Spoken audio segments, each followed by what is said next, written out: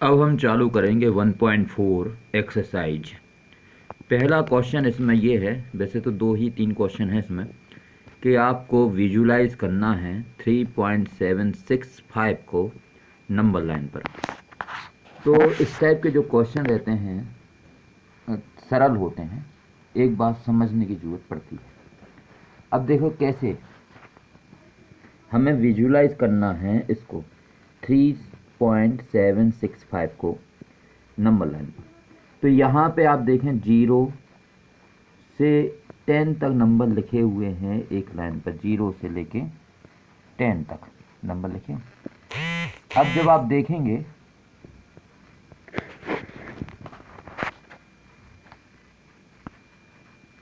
बहुत अच्छे से समझना इसको कि जब आप इस नंबर पर फोकस करेंगे तो 3.765 लिखा है, मतलब ये नंबर जो है 3 से ज़्यादा है और 4 से कम है। 3 से ज़्यादा है और 4 से कम है। तो नंबर लाइन में जहाँ 3 और 4 है इसको हमने एक्सपेंड किया है। एक्सपेंड मतलब इसको लेंस लगा के और बढ़ा दिया।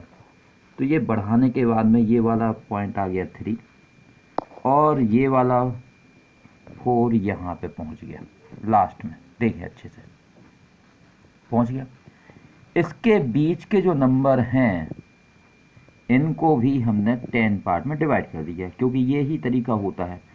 तो आपका जो पहला नंबर हो गया 3.1, फिर 3.2, फिर 3.3, 3.4, 3.5, 3.6, 3.7, 3.8, 3.9 और लास्ट में 4। अब इसके बाद में क्या होगा कि नंबर और देखा कि पहले तो 3 और 4 के बीच में था, अब 3.7 से भी ये कुछ ज़्यादा है।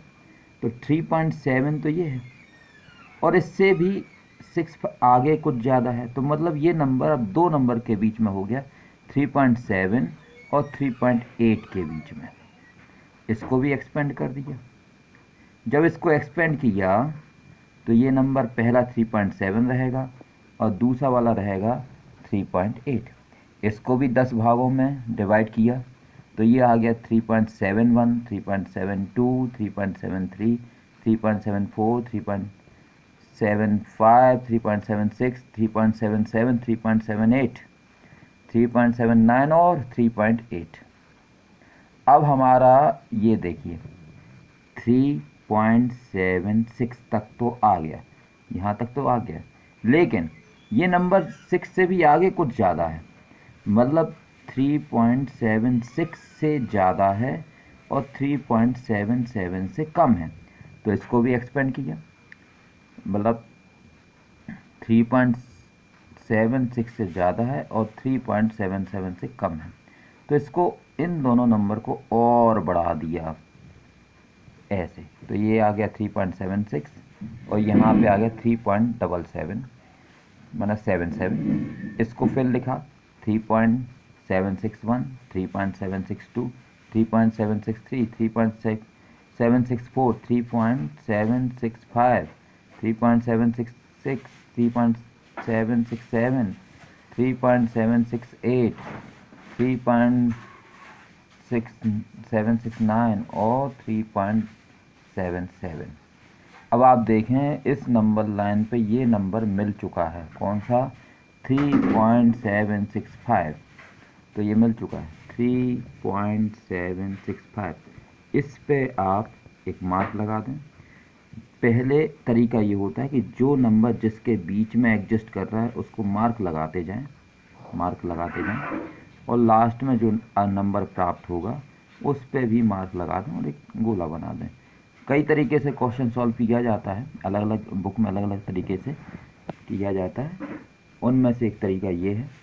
कोई और तरीका आपको समझ में आता है वो भी करें, और इसके बाद में जब सेकंड क्वेश्चन करेंगे तब आई होप और अच्छे से समझ में आएगा। जब तक समझ में नहीं आ रहा है एक आध बार और वीडियो देख लें, दूसरी बुक में पढ़ लें, फिर भी समझ में नहीं आता तो कोई बात नहीं, दूसरा क्वेश्चन जब सॉल्व करेंगे तब समझ में आ जाएगा।